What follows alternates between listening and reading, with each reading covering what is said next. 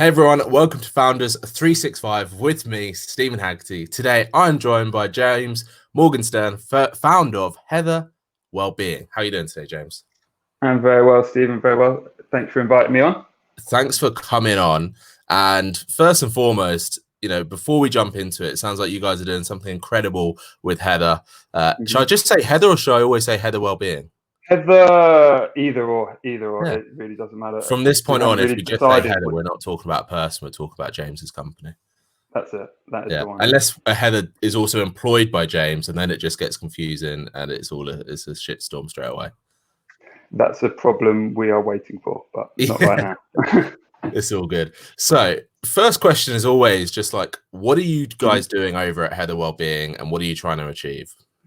Heather Wellbeing right now is working to raise or provide £1.7 million worth of free mental health and therapy for frontline NHS staff battling coronavirus. So the company was set up to be a wellbeing company with a modern approach to care, seeing the market for therapy as one which is quite fragmented, and for people which have seen a therapist, they will typically go and speak to a therapist once a week for 1 hour. The other 167 hours they're by themselves. And for people that are going through a particularly tough time with depression, anxiety, that's a very long time to spend by yourself. So the idea for Heather was to create a proper support and a more broad well-being company which can support people throughout the week and their day with their sleep, nutrition, exercise. Somebody may be more casual to speak to, or to speak to their therapist during the week rather than just the 1 hour which the typical therapy model revolves around. And how we get to the NHS, the initiative we're running there is that prior to launch, we were speaking with lots of therapists just before the lockdown came to be, and they all came separately over the course of a few days and said, well, have you considered providing therapy free to NHS frontline staff? And it wasn't something which had crossed my mind, but I thought about it for a couple of days, and we just decided that was something we wanted to do. So we went about very, very quickly building a website, building a platform, recruited 250 therapists who wanted to volunteer their time to help the NHS frontline staff, and quickly started seeing clients, so to speak, connecting therapists directly with NHS frontline staff. And then before we knew it, we were listed by the NHS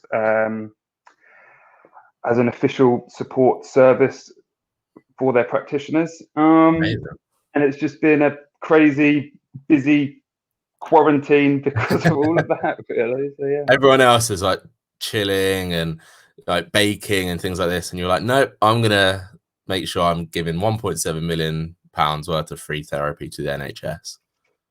Yeah, I've not had time to bake a banana bread yet. It's been busy. Yeah, that needs to change. Got to look after yourself. Look after everyone else, right? Something like that.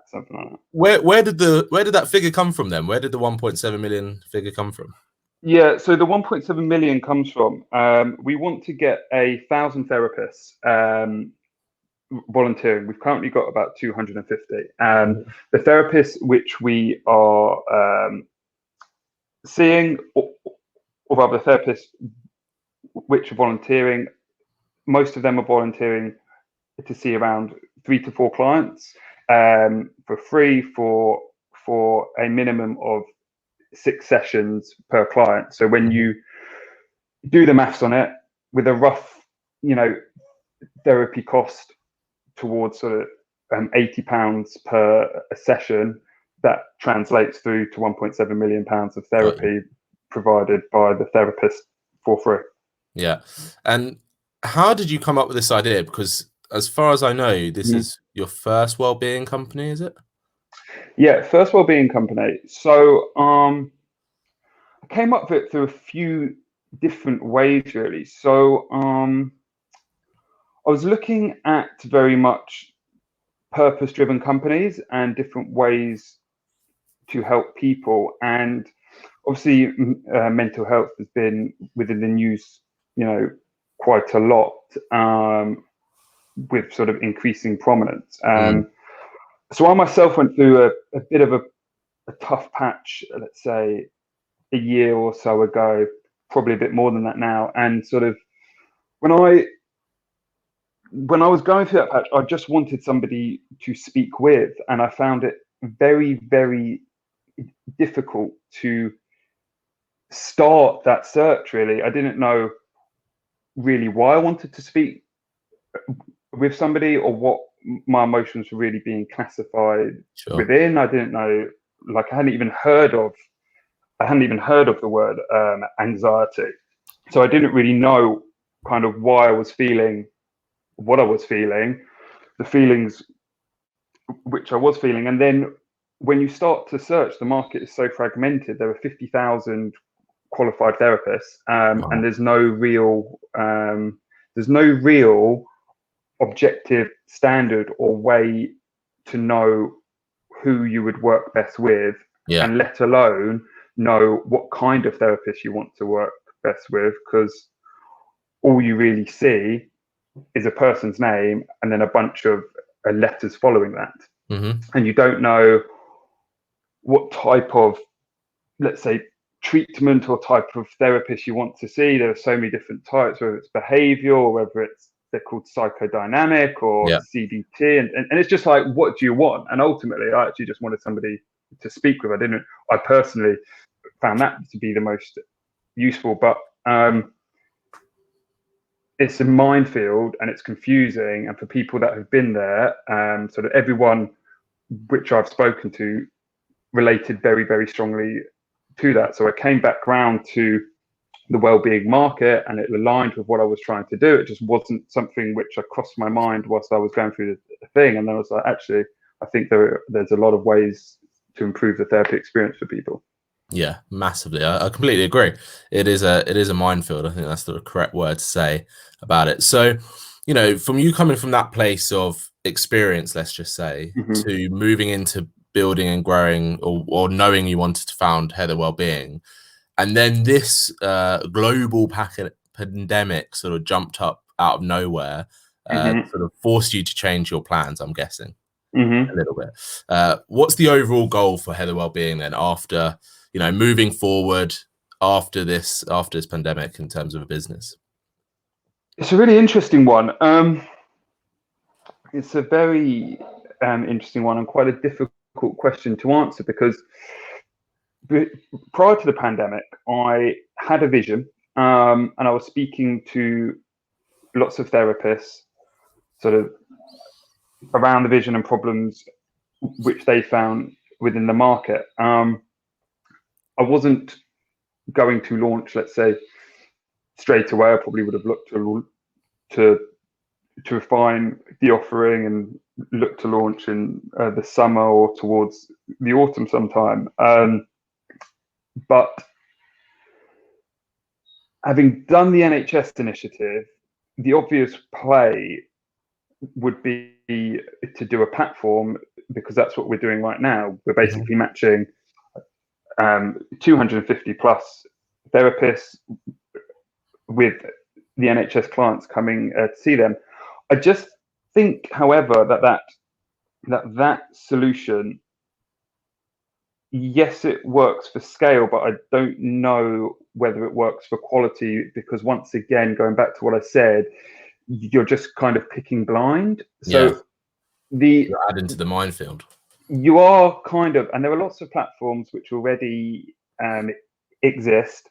I had been on them when I was searching, and they're fine. I guess they serve their purpose, but the overall vision for Heather Wellbeing is really to normalize mental health and the conversation surrounding it, but more so to create a well-being lifestyle and brand where people are sort of intentionally and proud to be working upon themselves and their well-being, and whether that's through, you know, therapy, or whether that's through sort of classes or workshops or talks or groups. I think there are so many different ways to do that, and I strongly believe that more things than therapy can be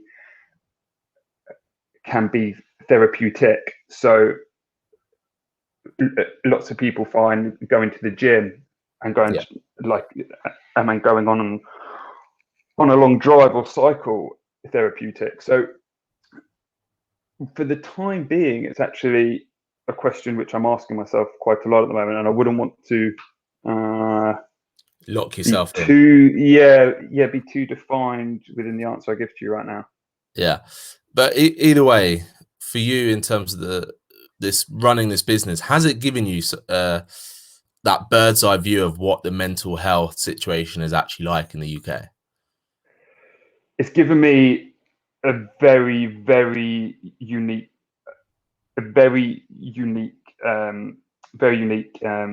insight into what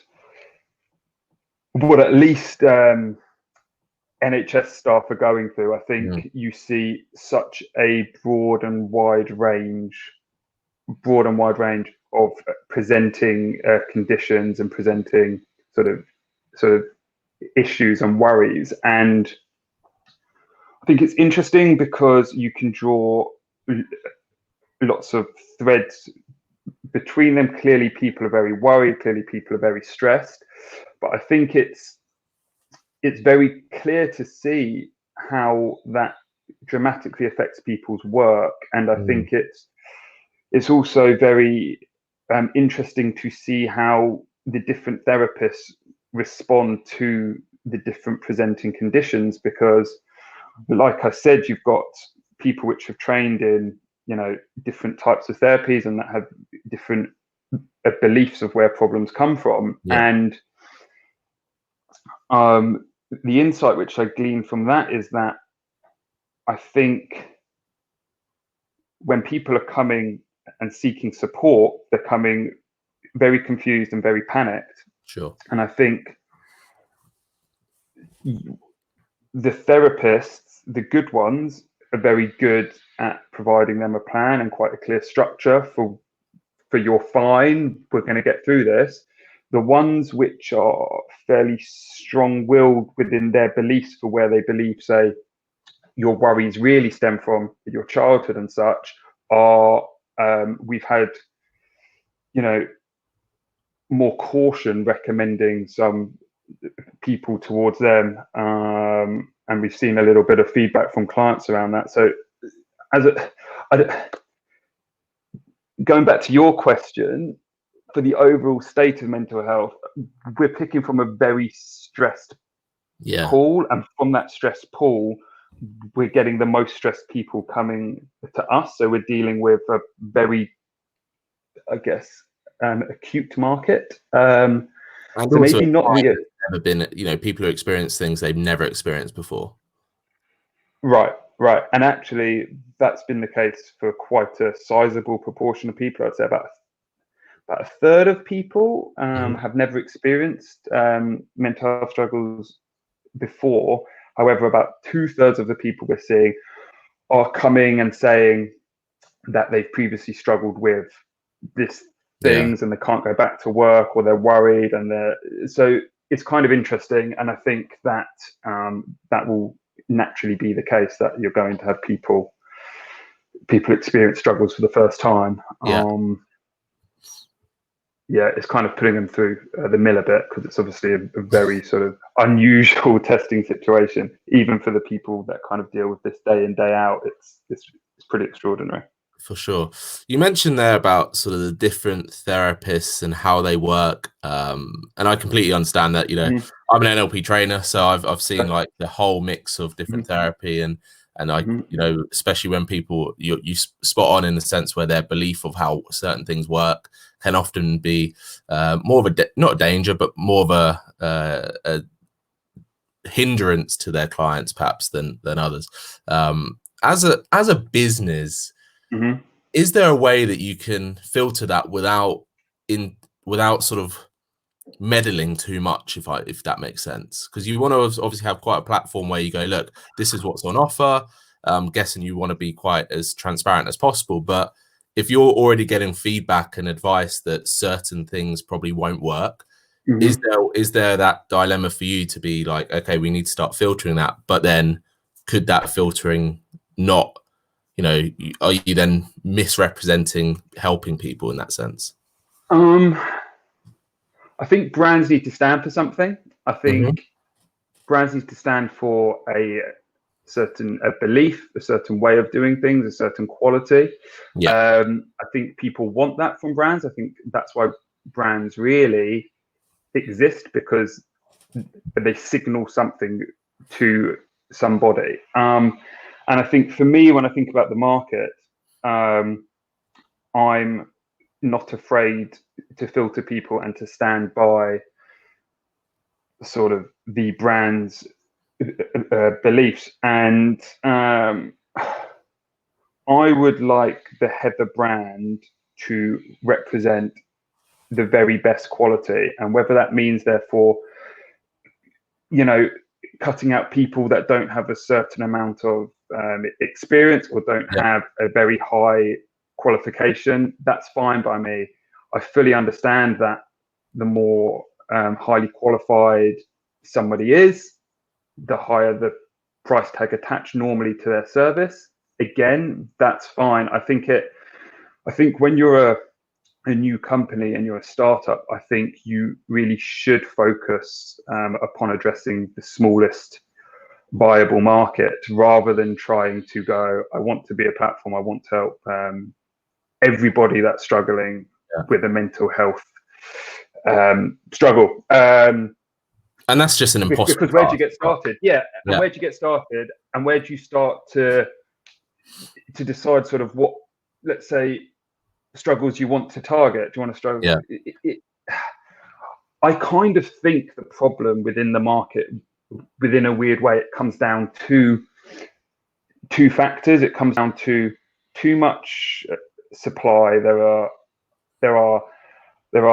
a lot of therapists, and there's a lot of demand, and the demand is chasing the supply, but the demand is confused. So I think by being very specific around what are supplying, is probably the way to access demand within the most sort of efficient way, and to build a meaningful brand from that.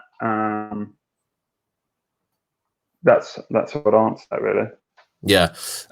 In terms of the well-being space, then, you know, I feel like this space has exploded in the last 2 to 3 years with apps and websites and services. Do you think that from what's happening now as well, especially, that trend is just going to carry on? More and more people are going to become more known to their own well-being and put it to more of a priority? I do. I definitely do. I see that. I see the snowball is in motion. I think if we were having this discussion 5 years ago, it would be a fairly not weird, but it would be a fairly niche topic to be talking about. Whereas I think now it is very mainstream now. Or certainly becoming mainstream. I think the interesting observation which I have is kind of paralleled to yoga. I think if you think about yoga and where that was 20 years ago, it was this kind of kooky, weird thing. Madonna did it, and like it was a bit strange. Whereas now, yoga is an aspirational thing. It's kind of cool. People like to post pictures about them doing it because it's quite an aspirational thing to be working upon your well-being. It shows that you're thoughtful. It shows that you're mindful. It shows that you're thinking about the aspirational things, at least, which certain popular culture celebrity is also doing. And I think that well-being is very much and very quickly falling into that same space, with people talking about meditation, from rappers to business people. You might know Ray Dalio, an absolute colossus to the financial world. And Ray talks about meditating for half an hour a day. Now, for Wall Street guys to be talking about that, it shows something. But I do think that there's certainly a lag between the States, in New York and San Francisco, to the rest of the States, and definitely towards the UK. Yeah, massively. And the rest of Europe. I do think that we are quite a long way behind them. So I think the snowball's in motion. I think it's moving quite quickly, but we're no way towards the peak yet. Yeah, for sure. And in terms of future for Heather Wellbeing, is this going to be something you're going to get backed? Is it going to be something that you're going to grow sort of at quite a rapid rate, do you think? Obviously, it's quite unknown at the moment. But... It's pretty unknown. I think the answer to that would be, what do I want to achieve and why do I want the money? I think a lot of people view receipt of venture capital money as a badge of honor. They almost view it sort of as their right. When they think about a business, the first thing they think about, or rather the next thing they think about, is sort of how much they're going to fundraise. Yeah, ultimately, it's trendy. It's just become very trendy, and most of it's not needed. Most of it's not needed. A huge amount of venture capital money gets wasted upon stupid things. Yeah. There's the old thing of, there's only two types of money.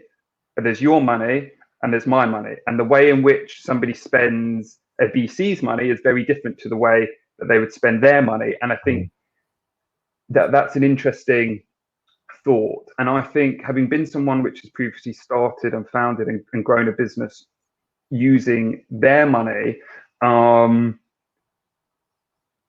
thought of using someone else's is of course pretty appealing, because you de-risk the whole thing. Yeah. But the thought of ceding control for the sake of vanity, which I think a lot of people have done rather than taking a loan. I don't know why taking a loan has suddenly become such a strange thing to do. I mean, 10 years ago, before venture was where it is now, taking a loan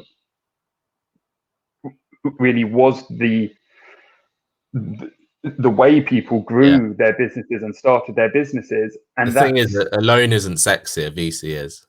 A loan's not sexy. A loan, it doesn't really get you into headlines, but a loan, it gives you control. It gives you the ability to retain your own profits as well when you come to make profit and when you come to sell the business. And I think if people were thinking long term, maybe they would reconsider rushing to venture capital, because quite a lot of businesses really don't need it, or don't need quite as much, and they could retain the control, but they just want to employ a big team, or they want to do a fancy website. I don't know, like, I'm not trying to hate on it, because I might go down that route, but the only way which I would go down that route is sort of if there was a very justified case for why I would need someone else's money rather than taking on the risk and the reward myself. I'm not afraid of that.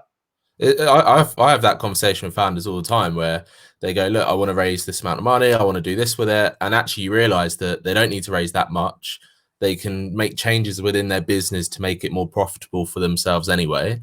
And then if they do want to raise in a year, 2 years time, they're going to be raising on something a lot more valuable anyway, which means they won't have to give as much control up.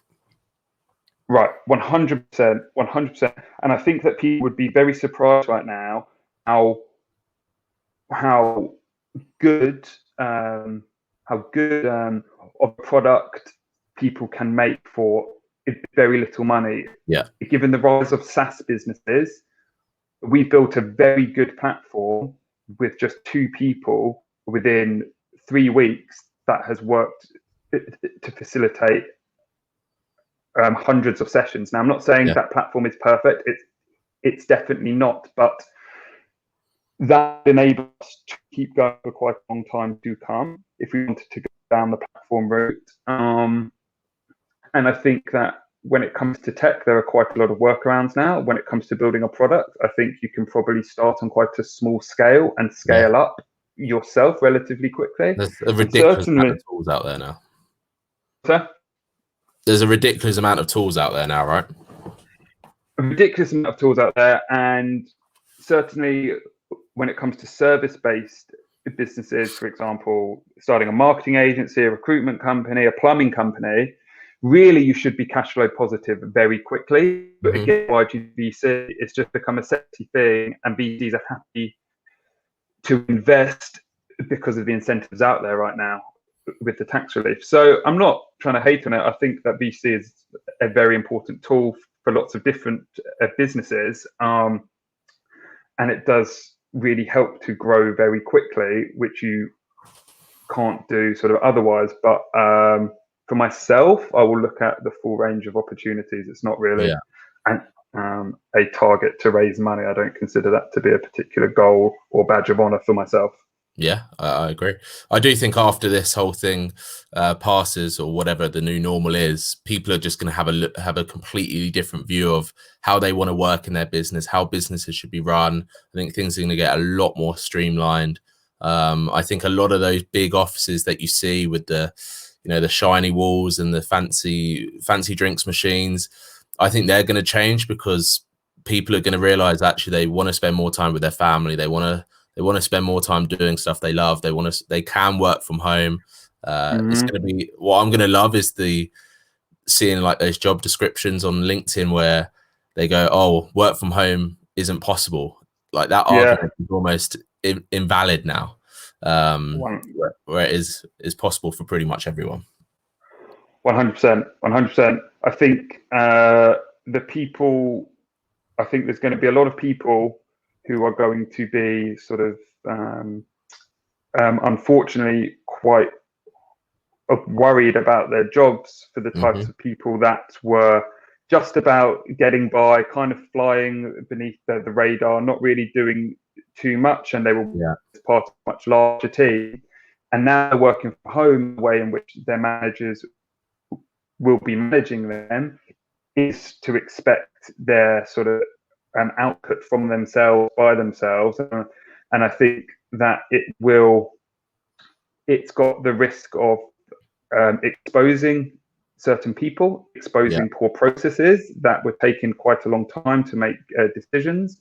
I think there's a lot of companies wasting resources, as you were saying, in big shiny offices, and I think that that won't be quite as needed right now. I think you will still have a lot of businesses that do require teamwork, and in certain sectors, the office matters towards impressing clients. You can't, if you're working within financial services, I don't know, but I would guess you probably don't really want to be inviting people round your you probably want them to come to quite a nice place and to view the team and to view that you're a real company. But for other things where you can be more creative and be more flexible, then it might be a couple of days working from home, and why not? And I think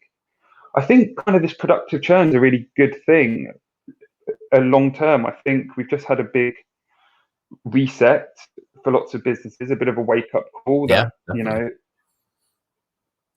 digital is really important. You can't rely on bricks and mortar, and I think it will help the adoption of technology and new ways of working. I think this happens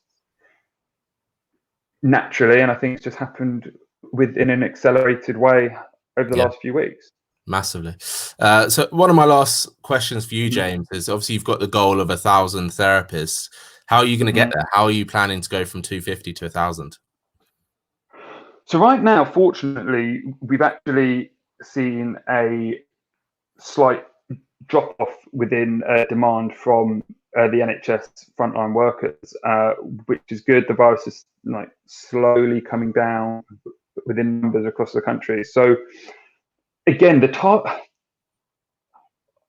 I guess the target's really to help people. The 1,000 therapists is just a number, but the target's to help people. So, sort of as people come to us, we can currently match them with our capacity. If that capacity, or rather, sort of, if demand for therapy from the NHS staff suddenly spikes, then we'll be very happy to reach out to more therapists and recruit them and bring them on board. We've actually been very fortunate that with the therapists we have brought on board already, have pretty much done recruiting work for us. So we actually started, we recruited 70 therapists, and the 70 that we recruited basically reached out to their networks and brought in more for us. So with 250 now, the same again should be true. It's just we kind of paused the therapist recruitment drive because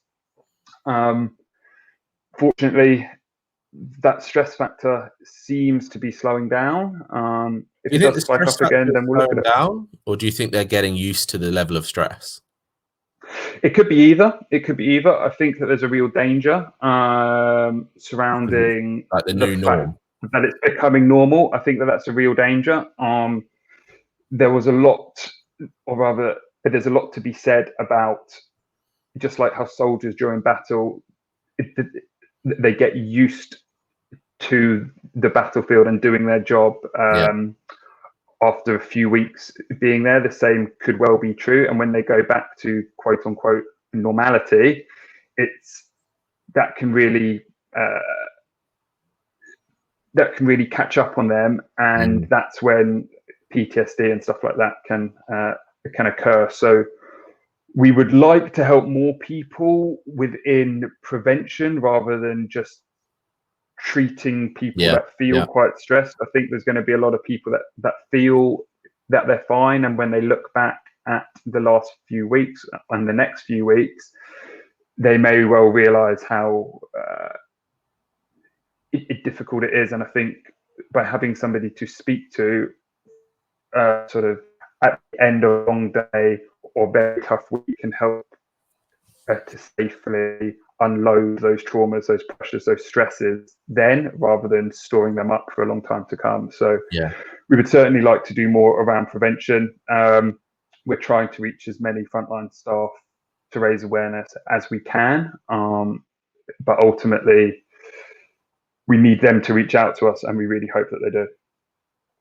Yeah, and I think one of the great positives coming from all of this is that not just NHS staff, but everyone in general is seeing that actually there are companies like yourselves out there for help, that it's nothing to be ashamed of or anything like that.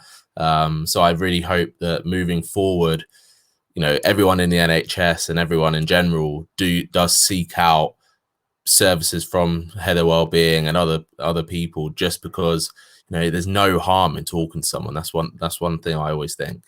It's not going to do you any harm. Absolutely. I kind of think that that's the point here. I think when lots of people are stressed, they want somebody to talk to. And when lots of people are sort of upset, they want to go and talk to their best friend or to their mum, or to have somebody shoulder to cry on, or somebody to moan to, right? Yeah. But as soon as you put the label of mental illness upon somebody, they then become very reluctant to do so. And I actually think that a large driver behind Heather Wellbeing and what I was saying surrounding, you know, prevention and creating a more well-being brand is really to enable people to have those conversations sooner rather than later to stop conditions and more serious mental health conditions from arising within the first place, because stress, anxiety, depression are perfectly normal. It's when those go sort of untreated for quite a long time, or they're not spoken about and sort of aired within the right way, that those can then cause much larger problems down the line. Yeah, for sure. James, listen, thank you so much for coming on. My final question is how can people find out more about Heather Wellbeing? What's the best way for them to get information and figure this stuff out? Absolutely. So go to heatherwellbeing.com, where you can learn more regarding what we're doing with the NHS free therapy initiative. If you're looking for support, whether you are an NHS clinician or not, we'll be very happy to work with you. For any therapists which are listening, you can still sign up to volunteer directly through the website, and that's probably the best way, really. Easy. We're doing our best to help the NHS staff first and foremost, and we'll be looking towards the wider market when coronavirus starts to subside and slow down, which we hope is not too long away. Yeah, touch wood. No, but James, thank you so much for coming on. Thank you for fast tracking Heather Wellbeing as well, because it sounds like you guys are doing something really incredible, and it would have been a shame to wait until autumn anyway. Well, sort of this. I won't say the stars aligned, but something along the lines of like it just came to be. It just came to be. It just happened. It just happened. It just happened. You put things in motion and you got stuff done, which is the main thing. Yeah, exactly. But James, thank you so much for coming on Founders 365. Thoroughly enjoyed this conversation. Thanks everyone for watching and listening.